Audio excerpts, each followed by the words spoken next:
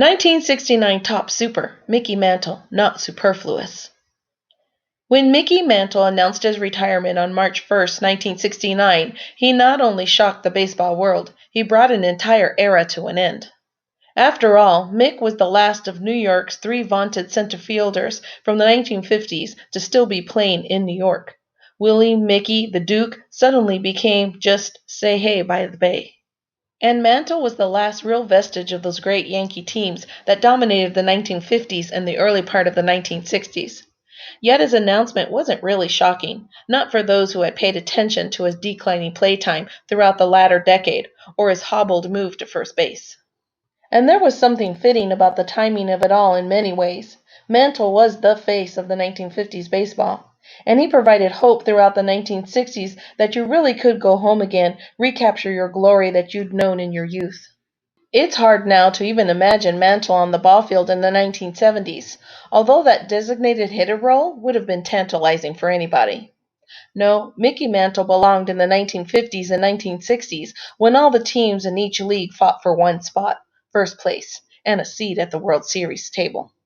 Sort of fitting then that he retired on the eve of divisional play.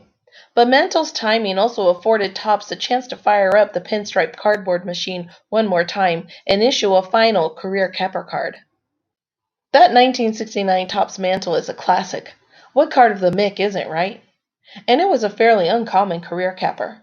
Neither Willie Mays nor Hank Aaron were afforded the same nod, thanks in a large part to their retiring right after their last season rather than the next spring.